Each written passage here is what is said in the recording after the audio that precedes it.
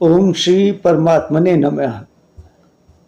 नमस्कार दोस्तों, पहली वीडियो के लिए आपका जो रेस्पॉन्स है उसे देखकर मैं बहुत हैरान भी हूं और खुश भी हूं। मुझे लगता है कि शायद कुछ शंकाओं का समाधान, जैसे कि एस्ट्रोलॉजी है क्या, एस्ट्रोलॉजी की जरूरत क्या है, इस विषय में हमने पिछले वीडियो में बातें की थी। तो फिर आज उसी चर्चा को आगे बढ़ाते हुए कुछ और शंकाओं के समाधान के बारे में बात करते हैं। पिछली बार जो वीडियो था उसके लास्ट में ये शंका थी कि आखिर एस्ट्रोलॉजी की लिमिटेशंस क्या हैं, एस्ट्रोलॉजी क्या कर सकती है और क्या नहीं कर सकती। इस बात को समझने के लिए कुछ देर के लिए मान लीजिए कि हर व्यक्ति का जीवन, उसका भविष्य एक अंधेरी गुफा की तरह है जिसमें एक सीधा रास्ता जाता है जिस पर उसे चलना है। उस रास्ते में जगह जगह छोटे बड़े गड्ढे भी हैं, ऊबड़ खाबड़ रास्ते भी हैं, पर जगह जगह पुरस्कार भी उपस्थित हैं। पर दिक्कत यह है कि एक तो अंधेरा है, ऊपर से सभी चीजें एक कपड़े से ढकी हुई हैं। अब आप एस्ट्रोलॉजर को एक ऐसे व्यक्ति के रूप में समझ सकते हैं जिसके हाथ में एक टॉर्च है। उस टॉर्च की रोशनी जहां जहां पड़ती है वहां की चीजें दिखाई देने लगती हैं। पर याद रखिए कि पहली बात तो यह है कि टॉर्च एक साथ हर जगह नहीं देख सकती। दूसरी बात यह है कि जो भी चीज टॉर्च की रोशनी में दिख रही है वह भी कपड़े से ढकी हुई है। तो एस्ट्रोलॉजर की क्षमता और उसकी लिमिटेशंस कुछ बातों पर निर्भर करेगी। तो अब सबसे पहली बात तो यह है कि एस्ट्रोलॉजर की टॉर्च कितनी शक्तिशाली है, उसको कितनी दूरी तक कितनी स्पष्टता से चीजें दिखा सकती है। और दूसरी बड़ी बात यह है कि जो चीजें एस्ट्रोलॉजर को दिख रही हैं क्योंकि वे कपड़े से ढकी हुई हैं, तो यहाँ एस्ट्रोलॉजर की सफलता इस बात पर बहुत निर्भर करती है कि जो चीज कपड़े के पीछे उसे दिख रही है उसका सही सही अंदाजा लगाना कि वास्तव में कपड़े के पीछे जो दिख रहा है वास्तव में है क्या। इस देखने की क्षमता और अनुमान लगाने की क्षमता के आधार पर ही किसी एस्ट्रोलॉजर की भविष्यवाणी की सफलता निर्भर करती है। किसी एस्ट्रोलॉजर की सफलता के लिए 3 आवश्यक तत्व हैं। सबसे पहला उसका ज्ञान, दूसरा उसका अनुभव या अनुमान लगाने की क्षमता, और तीसरा और सबसे महत्वपूर्ण कारण वह है ईश्वर की अनुकंपा। ज्योतिषी के पास चाहे कितना भी ज्ञान, कितना भी अनुभव क्यों ना हो, अगर ईश्वर की अनुकंपा उसके ऊपर नहीं है तो उसकी भविष्यवाणियां सच नहीं हो सकती। एक अच्छा ज्योतिषी या एस्ट्रोलॉजर वही होता है जो भविष्य फल देखने से पहले ईश्वर को साक्षी माने और केवल सामने वाले के हित के विषय में ही कल्पना करे। ऐसे एस्ट्रोलॉजर ईश्वर की विशेष अनुकंपा के पात्र होते हैं। इसके बाद बात आती है ज्योतिष के ज्ञान और समझदारी की। इस बात को अच्छे से समझाने के लिए मैं आपको एक छोटी सी कहानी सुनाता हूं। एक बार एक ही गुरु के सिखाए हुए 2 शिष्य राजा के महल में राज ज्योतिषी के पद को हासिल करने के लिए पहुंचे। राजा ने उनकी परीक्षा लेने का निर्णय किया। राजा ने अपनी मुट्ठी में कुछ बंद किया और उन दोनों से कहा कि वे बताएं कि उसकी मुट्ठी में आखिर है क्या। दोनों ज्योतिषियों ने अपने ज्ञान का प्रयोग किया और यह जान लिया कि राजा की मुट्ठी में जो कुछ भी है, एक तो वह गोल है और बीच में से खोखला है। अब पहले ज्योतिषी ने कहा कि महाराज आपके हाथ में है चक्की का पाट। पुराने जमाने में आटा पीसने के लिए जो चक्की प्रयोग की जाती थी उसके पत्थर को पाट कहते थे। वह भी गोल होता था और उसके बीच में भी छेद होता था। दूसरे ज्योतिषी ने उत्तर दिया, महाराज आपके हाथ में है एक अंगूठी। अंगूठी भी गोल होती है और बीच से खाली भी। पर आप सोचिए कि चक्की का पाट 2 फुट चौड़ा होता है और 50 किलो से भी अधिक वजन का, तो क्या महाराज के हाथ में चक्की का पाट हो सकता था? तो समझ तो आप गए ही होंगे कि किस ज्योतिषी का उत्तर सही था। तो यहां ज्ञान तो दोनों का ही खरा था, सच्चा था, पर दोनों के ही समझने में अंतर था। इसके अतिरिक्त बहुत सी ऐसी चीजें हैं जिन्हें देखने की आज्ञा ईश्वर भी एस्ट्रोलॉजर को नहीं देते, क्योंकि यदि एस्ट्रोलॉजर को सब कुछ ऐसा दिखने लगे कि जो वो देख रहा है बस सब कुछ वही होगा, एज इट इज होगा, तो ऐसी दशा में दो बातें होंगी। सबसे पहली बात तो ये होगी कि जीवन में संशय और संभावना नाम की कोई चीज बचेगी ही नहीं। और जब सब कुछ पहले से ही निश्चित रूप से पता होगा कि जो होना है बिल्कुल ऐसा ही होगा, तो कोई भी व्यक्ति क्यों तो ईश्वर की पूजा करेगा और क्यों अच्छे कर्म करेगा। इसके अतिरिक्त जो दूसरी सबसे बड़ी सवाल करने योग्य बात होगी वो ये होगी कि फिर कर्म सिद्धांत का क्या हल है, क्या कोई उसका रोल बचेगा। अगर सब कुछ पहले से ही प्रारब्ध में लिखा है तो कर्म करने की आवश्यकता ही क्यों है। तो ऐसा नहीं होता। मनुष्य का प्रारब्ध या डेस्टिनी एक अलग चीज है और उसके कर्म एक अलग चीज, दोनों ही एक दूसरे के साथ मिलकर काम करते हैं। कुछ चीजों के लिए प्रारब्ध या डेस्टिनी निश्चित है, पर कर्मों से उस डेस्टिनी या प्रारब्ध में अंतर लाया जा सकता है, यह भी निश्चित है। यदि संभव हुआ तो मैं आगामी वीडियो में इसी विषय में बात करूंगा कि डेस्टिनी और कर्मों का आपस में संबंध क्या है। क्या सब कुछ पहले से नियत है, और अगर सब कुछ पहले से नियत है तो फिर कर्मों का क्या रोल है। तो उसे अगले वीडियो के लिए छोड़ देते हैं। अब अपनी चर्चा पर वापस लौटते हैं। तो एक एस्ट्रोलॉजर केवल उतना ही देख सकता है जिसे देखने की परमिशन खुद ईश्वर उसे दें, उससे अधिक नहीं। जो एस्ट्रोलॉजर ईश्वर के जितने अधिक नजदीक होगा, ईश्वर उसे उतना ही बड़ा अधिकार क्षेत्र प्रदान करते हैं, उतनी ही पावरफुल उसकी टॉर्च होती है और उतनी ही स्पष्टता से उसे चीजें दिखने लगती हैं। अब बात करते हैं अपनी अगली शंका के बारे में, जिसके विषय में शायद सबसे ज्यादा डाउट्स, सबसे ज्यादा संदेह है। क्या ज्योतिष के उपाय से भाग्य बदला जा सकता है? तो इस विषय में यह बिल्कुल अच्छी तरह सुनिश्चित कर लें कि भाग्य को बदलना तो संभव नहीं है, पर भविष्य में होने वाली घटनाओं के विषय में यदि व्यक्ति को कोई अनुमान लग जाए तो वह उसके अनुसार अपनी जीवन यात्रा को निर्धारित अवश्य कर सकता है। जैसे यदि किसी व्यक्ति को कोई एस्ट्रोलॉजर बताए कि यहाँ से 50 मीटर दूर एक बहुत गहरा गड्ढा है, और उपाय के तौर पर यह बता दे कि आपको कुछ समय के लिए अपनी स्पीड कम कर लेनी चाहिए और सर पर हेलमेट लगा लेना चाहिए, तो ऐसा नहीं है कि एस्ट्रोलॉजर उस गड्ढे को बंद कर देगा या एस्ट्रोलॉजर उस गड्ढे को भर देगा। पर इतना अवश्य ही होगा, क्योंकि व्यक्ति को यह सब कुछ पता है और उसने उपाय के रूप में अपनी गति भी कम की, सिर पर हेलमेट भी लगाया है, तो गड्ढे के होने वाले दुष्प्रभावों को कम जरूर किया जा सकता है। अब कई बार लोग यह भी पूछते हैं कि जो घटना एस्ट्रोलॉजर ने भविष्य के लिए प्रेडिक्ट की है, जिसके बारे में भविष्यवाणी की है, क्या वे घटना बिल्कुल ऐसे ही होगी? इसका जवाब है कि हाँ और नहीं। हाँ इसलिए क्योंकि एस्ट्रोलॉजी द्वारा यह समय निकाला जाता है इस घटना के होने के लिए सबसे प्रबलतम और मजबूत समय कौन सा होगा, पर ना इसलिए कि यदि कोई व्यक्ति उसके लिए कर्म ही ना करे, प्रयास ही ना करे, तो कई घटनाएं हो ही नहीं सकती।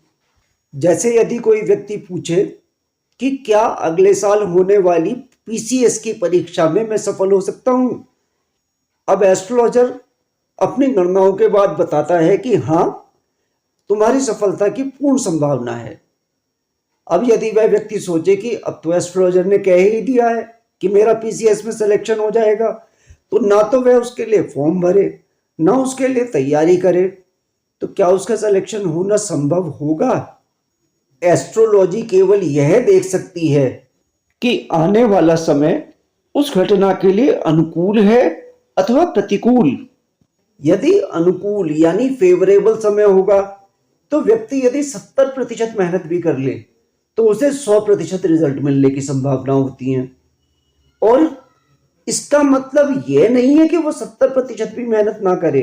अगर 70% से कम मेहनत करेगा तो निश्चित रूप से सफलता बहुत दूर रह जाएगी। और इसी के साथ इसके विपरीत यदि उस घटना के समय प्रतिकूल समय आ रहा है तो इसका अर्थ कदापि भी यह नहीं है कि वह व्यक्ति इस परीक्षा को पास ही नहीं कर सकेगा। इसका मतलब केवल इतना है कि यदि वह 100% मेहनत करेगा तो 70% सफलता के चांसेस हैं। तो ऐसे में यदि वह अपनी मेहनत को 100 की जगह 130% बढ़ा ले तो वह निश्चय ही उस परीक्षा को उत्तीर्ण कर सकता है। इस बात को आप जरा रुककर बड़ी गहराई से और गंभीरता के साथ सोचें, क्योंकि इसी बात में ज्योतिष शास्त्र का संपूर्ण दर्शन छुपा हुआ है।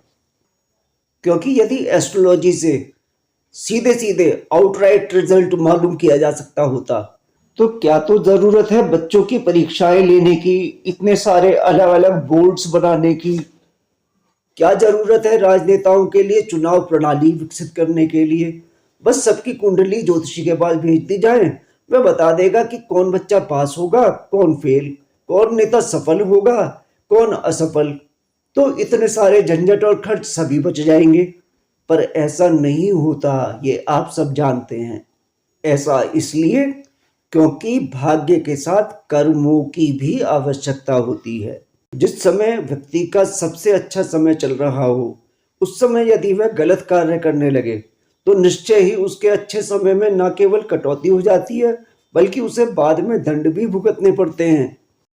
यदि केवल उपाय कर देने मात्र से ही सारे परेशानियां, सारे पाप खत्म हो सकते हैं तो आदमी सुबह को मर्डर करेगा और शाम को एक उपाय कर देगा, बदल गए उसके सारे पाप पुण्य में, हो गया सारा हिसाब बराबर। पर नहीं होगा ना ऐसा। थ्योरी ऑफ कर्मा या कर्मों का सिद्धांत इसी बात के बारे में बार बार कहता है कि ये कोई डेबिट और क्रेडिट का विषय नहीं है। ऐसा नहीं है कि आपने 10 काम बुरे कर दिए उसके बाद 10 काम अच्छे कर दिए तो सारा हिसाब बराबर हो जाएगा। बिल्कुल भी नहीं। जो आपने अच्छे काम किए हैं उसका भी फल आपको जरूर मिलना है और जो बुरे किए हैं उसका फल भी आपको जरूर भोगना है। तो इसलिए कर्मों पर सबसे अधिक ध्यान देना जरूरी है। भाग्य भी तभी साथ देगा जब कर्म स्वच्छ होंगे। इसलिए केवल उपाय करने मात्र से ही आपका भाग्य नहीं बदल सकता। उसके लिए आपका कर्म, मन और वाणी तीनों का ही स्वच्छ होना बहुत जरूरी है। एक व्यक्ति उपाय के तौर पर कहने को तो रोज सूर्य महाराज को अर्घ्य देता है पर अपने पिता का अपमान करता रहता है। तो सूर्य देव पिता के कारक हैं, तो क्या ऐसे में सूर्य देव खुश होंगे? क्या उसके भाग्य में वृद्धि करेंगे? आप खुद ही सोच लीजिएगा। अब आखिरी और सबसे बड़ा सवाल कि यदि उपाय करके कुछ हो सकता है, उपाय करके कष्ट दूर हो सकते हैं, उपाय से समृद्धि हासिल कर ली जा सकती है, तो सारे उपाय एस्ट्रोलॉजर खुद के लिए ही क्यों नहीं कर लेता? लोग अक्सर इस बात के बारे में प्रश्न करते हैं कि यदि उपाय से सब कुछ संभव है तो एस्ट्रोलॉजर से ज्यादा सुखी, समृद्ध और निरोगी व्यक्ति दुनिया में कोई होना ही नहीं चाहिए। पर ऐसा नहीं होता। ऐसा क्यों नहीं होता? उसके पीछे कुछ कारण हैं। इसका एक कारण तो यह है कि जब आप ज्योतिष विद्या ग्रहण करते हैं तो गुरु की प्रथम निर्देश या आज्ञा होती है कि ज्योतिष परमार्थ के लिए किया जाए, स्वार्थ के लिए नहीं। यानी आप ज्योतिष का प्रयोग दूसरों की भलाई के लिए कर सकते हैं, अपने लिए नहीं। इसीलिए ज्योतिषियों को स्वयं की और अपने परिवार की कुंडली देखना वर्जित है। इसके अलावा आप जरा कल्पना कीजिए, एक व्यक्ति के बैंक अकाउंट में 10 करोड़ रुपए जमा है। वह बैंक से 1 करोड़ रुपए लेने के लिए बैंक में आता है पर उसे पता नहीं कि यह पैसा मुझे कैसे मिलेगा। उसे कोई बताता है कि सामने जो काउंटर है आप वहां जाएं, वहां आपका काम हो जाएगा। वह व्यक्ति वहां उस काउंटर पर जाता है। उस काउंटर पर जो क्लर्क बैठा है वह उसको एक उचित फॉर्म देता है और उसे उचित तरीके से भरने में उसकी मदद करता है। जब वह फॉर्म सही तरीके से भरने के बाद चेक कर लिया जाता है तो वह क्लर्क उसको 1 करोड़ रुपया दे देता है। अब जो 1 करोड़ रुपया उस काउंटर पर बैठे क्लर्क ने उस व्यक्ति को दिया है, क्या अपनी जेब से दिया है? क्या वह उसका खुद का पैसा था? नहीं, वह तो उस व्यक्ति का खुद का पैसा था। क्योंकि उसका पैसा था इसीलिए उसको मिल सकता था। तो अब आप ऐसा तो नहीं कह सकते कि जब कैशियर 1 करोड़ रुपया सामने वाले को दिलवा सकता है तो वो खुद क्यों नहीं ले लेता? इसलिए नहीं ले सकता क्योंकि उसके खाते में 1 करोड़ रुपया नहीं है। जिसके खाते में पैसा है, पैसा केवल उसी को तो मिलेगा। कैशियर की तरह एस्ट्रोलॉजर भी केवल यही तो बता सकता है कि यदि आपको अपने हक की चीज प्राप्त करने में कोई दिक्कत आ रही है तो उस दिक्कत को कैसे दूर कर सकते हैं। इसके अतिरिक्त वह कुछ नहीं कर सकता। इसी प्रकार ज्योतिषी की किस्मत में जितना है, ज्योतिषी को केवल उतना मिल सकता है, उससे अतिरिक्त कुछ नहीं। याद रखिए, ज्योतिषी भी एक सामान्य इंसान की तरह है। उसकी जिंदगी में भी उसी तरह के कष्ट, सुख सब कुछ आते हैं और उसको भी अपने हिस्से का दुख उसी प्रकार भोगना होता है जैसे अन्य लोगों को। तो यदि ज्योतिषी किसी कारण से स्वयं कष्ट में है तो इसका अर्थ यह बिल्कुल नहीं है कि वह दूसरों के कष्टों के निवारण में मदद करने हेतु सक्षम नहीं है। अगर किसी डॉक्टर के घर में किसी को बुखार हो जाए तो आप ये तो नहीं कहते ना कि जिस डॉक्टर के घर के लोगों को स्वयं बुखार हो गया वह मेरा बुखार भला कैसे सही कर सकता है। मेरे ख्याल में इस प्रश्न का उत्तर स्वयं आपको स्पष्ट हो गया होगा। यहां एक बात और कहना चाहूंगा कि एस्ट्रोलॉजर की 10 बातें सही होने के पश्चात भी यदि 2 बातें गलत हो जाएं तो लोग एस्ट्रोलॉजर और इस विद्या दोनों का ही मजाक उड़ाने लगते हैं और कभी कभी तो ज्योतिष विद्या को ही बेकार बताने लगते हैं। मेरा विनम्र निवेदन है कि जरा एक बार सोचिए कि साइंस जो पूरी तरह फॉर्मूला बेस्ड है, जिसके सारे नियम पक्के हैं, क्या उसी साइंस पर आधारित अंतरिक्ष यान जो करोड़ों रुपए की लागत से बनते हैं कई बार उड़ने से पहले ही नष्ट नहीं हो जाते? एक डॉक्टर जिसने हजारों सफल ऑपरेशन किए हों, क्या उसके ऑपरेशन गलत नहीं होते? तो क्या इतना होने के पश्चात आप रॉकेट साइंस और मेडिकल साइंस सभी को गलत ठहरा देते हैं? आप भी चाहे किसी भी प्रोफेशन में हो या रिलेशन में हो, क्या आपसे गलतियां नहीं होती? क्या आपके फैसले, आपकी सोच हर बार सही सिद्ध होती है? हम सभी को इस बात को समझना होगा कि एक ज्योतिषी भी इंसान है। हम सभी इंसान हैं। ज्योतिषी कोई भगवान नहीं है। हम कितना भी समझदार और शिक्षित क्यों ना हो जाएं, गलतियां तो होती ही रहेंगी और जीवन भर सुधार की गुंजाइश बनी रहेगी। और जिस दिन ऐसा होना बंद हो गया उस दिन शायद मानव जाति का भी अंत हो जाएगा। यानी जैसे वीडियो गेम में जब सारे राउंड पार हो जाते हैं तो गेम ओवर हो जाता है। तो ज्योतिषी कोई भी हो, सही और गलत दोनों ही तरह की भविष्यवाणियां होंगी, होती रहेंगी। बस सफल ज्योतिषी हम उसको कहेंगे जिसकी सही और सफल प्रेडिक्शंस की मात्रा उसकी असफल और गलत प्रेडिक्शंस के मुकाबले बहुत अधिक होती है।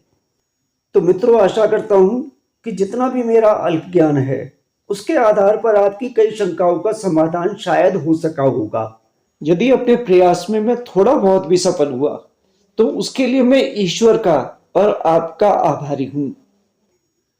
अगली मुलाकात में हम चर्चा करेंगे कि जीवन में क्या सब कुछ पहले से पूर्व निर्धारित है, प्रीडेस्टाइन्ड है, और अगर ऐसा है तो फिर कर्मों का क्या महत्व है।